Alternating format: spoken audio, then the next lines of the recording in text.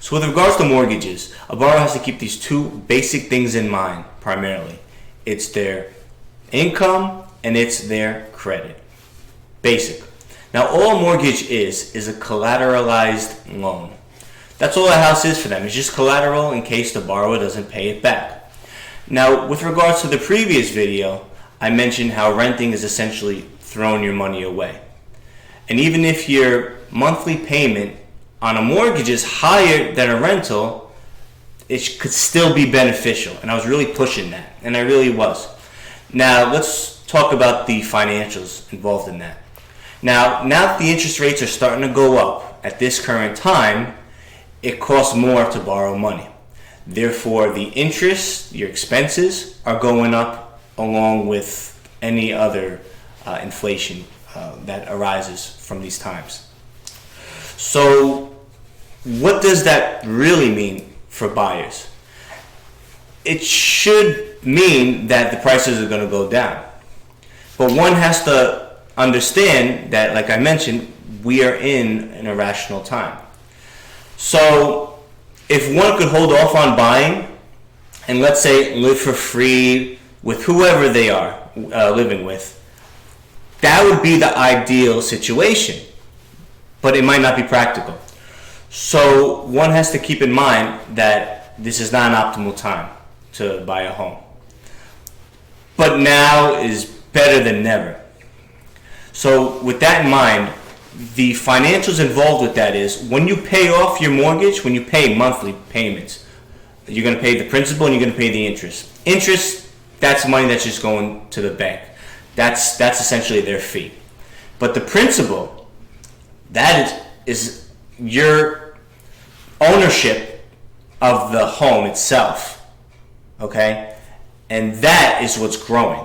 So with each monthly payment, you are paying a fee to the bank, which is just, essentially, you could say it's thrown away. We don't care about the lender, you don't care. So that's money that you're not going to get back. The interest isn't. But that principal is. So now you put, let's say you put $12,000 down on a house, okay? You keep making monthly payments, your equity is going to rise in that property. So now that you're essentially you have a $12,000 stake in the house, as time progresses, as each month progresses, now that $12,000 it could turn into $12,500 or $13,000, $13,500, etc., etc., etc. And even though you bought a $400,000 house for $12,000, as you make your monthly payments on time, you don't want to pay late fees. What's the point? As you pay your monthly mortgage payments, the principal starts to go down, and now that $12,000 stake turns into $15,000, $18,000. Eventually, it will turn into $400,000. As long as you pay. So, I mean, that's really the gist of it. Now, if you're renting, you're not building any equity. That's all going to your landlord. It's essentially an expense that you'll never get back. And one more thing that's key, if you made it this far, is also the tax implications. Now, if you own a home, some of that mortgage interest is a deduction. Okay? So that's a deduction you cannot take advantage for a rental. Now, there are, you could say, similarities. For example, all right, so if you have your own office, that's also a deduction, for a home. And if you're renting a space or even your apartment and you make an office out of that, that's also deductible. So that's essentially a wash, okay? But also you have taxes that are also deductible. Now in Jersey, federally it's up to 10 grand.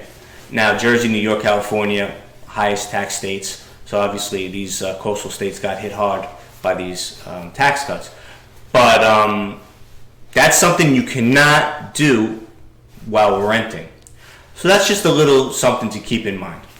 So when it comes to buying a home, when it comes to renting, you have to understand that yes, when you're renting your own property, it's not like you're getting nothing out of it. You are getting shelter, you have a place to stay, a place where you can put heat, water, electricity. But if you could do that with a house and take advantage of those same benefits, start building equity, so now you own the house outright, forget the bank, and you could have deductions for the mortgage interest, for the taxes, the property taxes on the home, among other deductions. Obviously, I'm biased because in our business, an individual would make more money on a home sale than like a rental. But I mean, the numbers do not lie. So that's just something I want everybody to keep in mind.